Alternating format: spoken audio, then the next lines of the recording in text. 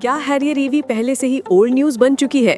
एक ऐसा समय था जब भारत की ईवी मार्केट धमाका करने वाली थी और क्या टाटा मोटर्स ने हैरियर ईवी के साथ वो मौका गवा दिया? हम गहराई से जानेंगे कि क्या ये सामने काफी उम्मीदों वाली एसयूवी भारतीय ईवी युद्ध में पीछे रह गई है। Unveiling the reality, specs and features deep dive. तो अब बात करते हैं हकीकत की, टाटा हैरियर ईवी के ऑफिशियल स्पेक्स और फीचर्स की। देखा जाए तो हैरियर ईवी में टाटा की Gen 2 Acti.ev प्लेटफॉर्म का इस्तेमाल किया गया है, वही प्लेटफॉर्म जो नेक्सॉन ईवी में भी ऑप्टिमाइज्ड फॉर्म में दिया गया था। लेकिन यहाँ बात एक बड़ी हैवी एसयूवी की है। हैरियर ईवी को dual motor all wheel drive AWD setup के साथ पेश किया गया है, जिससे पावर डिलीवरी काफी स्ट्रॉन्ग मिलती है, लेकिन अभी तक ऑफिशियल फिगर्स क्लियर नहीं है।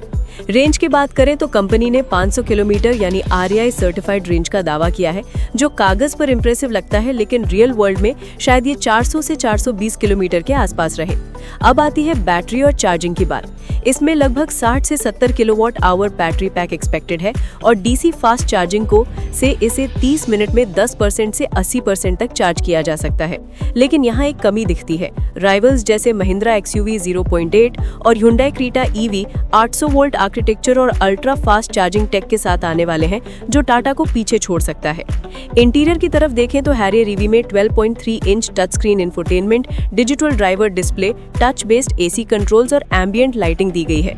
इसके साथ आता है टाटा का ADAS 2.0 सिस्टम, जिसमें adaptive cruise control, lane keep assist और ऑटो ब्रेकिंग जैसी प्रीमियम सेफ्टी फीचर्स शामिल हैं।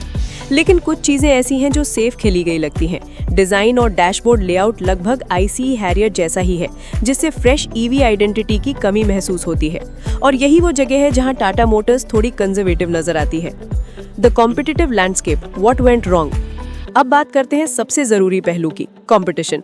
हैरियर ईवी एक प्रॉमिसिंग एसयूवी है, लेकिन ईवी मार्केट में अब सिर्फ स्पेक्स नहीं बल्कि टाइमिंग और पोजीशनिंग भी सब कुछ है।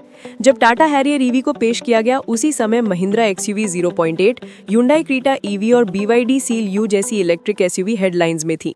इन राइवल्स ने कुछ ऐसा किया जो हैरियर ईवी चूक गई, इनोवेशन और टाइमिंग का perfect combo. Mahindra XUV 0.8 futuristic design, 80 kilowatt hour battery और 800 volt ultra fast charging tech के साथ आई। वहीं Hyundai Creta EV global standard interiors और रिफाइंड ड्राइविंग एक्सपीरियंस लेकर आ रही थी।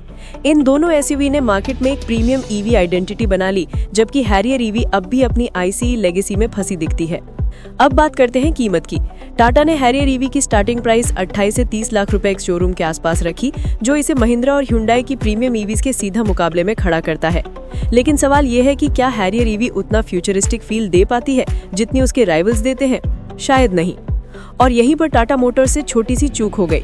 हैरियर ईवी में मजबूत बिल्ड क्वालिटी और सेफ्टी तो है, लेकिन ब्रांड परसेप्शन, डिजाइन फ्रेशनेस और नेक्स्ट जेन टेक की कमी ने इसे almost there but not quite वाली कैटेगरी में डाल दिया। User experience and market response, post launch reality.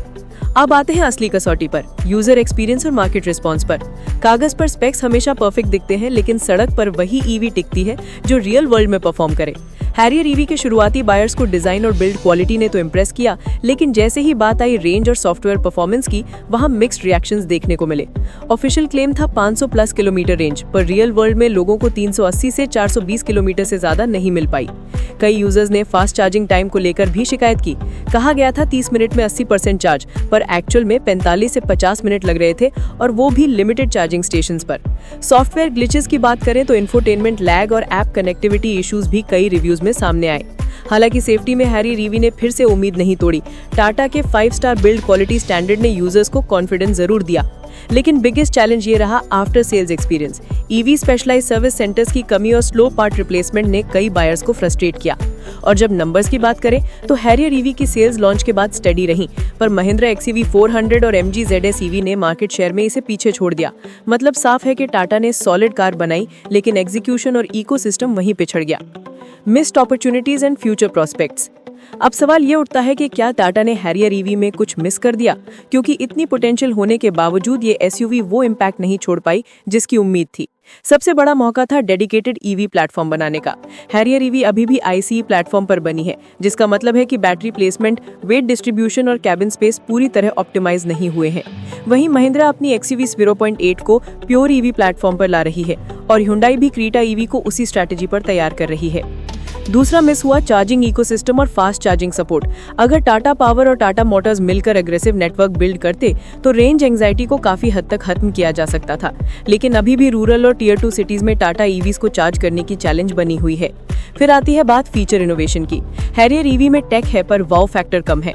अगर टाटा ने रोटेटिंग स्क्रीन, पैनोरामिक एचयूडी या V12 जैसे फ्यूचरिस्टिक फीचर्स लाए होते तो ये कार एक स्टेटमेंट बन सकती थी, लेकिन उम्मीद खत्म नहीं हुई। टाटा मोटर्स अब कर्व ईवी और आवेनिया जैसे नेक्स्ट जेन मॉडल्स पर काम कर रही है, जो जेन 3 ईवी प्लेटफॉर्म पर आधारित होंगे, जिसमें ज्यादा रेंज, फास्टर चार्जिंग और AI बेस्ड स्मार्ट सिस्टम मिलने की संभावना है।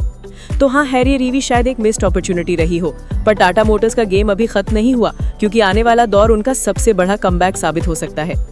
Indian competition, Harrier EV versus local rivals. अब बात करते हैं इंडियन कंपटीशन की, क्योंकि हैरियर ईवी को सिर्फ ग्लोबल ब्रांड से नहीं बल्कि घर के अंदर के मुकाबले से भी लड़ना है। सबसे पहले महिंद्रा XUV 0.8, ये कार हैरियर ईवी की डायरेक्ट राइवल मानी जा रही है। महिंद्रा ने इसे बॉर्न ईवी प्लेटफॉर्म पर बनाया है, मतलब परफॉर्मेंस, स्पेस और बैलेंस में ये नेचुरली बेहतर है। साथ ही इंटीरियर में dual 12.3 inch screens, 80 kilowatt fast charging support और futuristic glass roof light show features इसे नेक्स्ट जेन ईवी जैसा फील देते हैं। अब बात करें टाटा हैरियर ईवी की, तो डिजाइन सॉलिड है, बिल्ड क्वालिटी प्रीमियम है, लेकिन टेक फीचर्स और प्लेटफॉर्म लिमिटेशन के चलते ये XUV 0.8 और अपकमिंग क्रीटा ईवी जैसे राइवल से थोड़ा पीछे रह जाती है। और वहीं जब आप देखो अपकमिंग टाटा कर्व ईवी को, तो वो दिखाता है कि टाटा को पता चल चुका है कि हैरियर ईवी में क्या कमियां रह गई थी।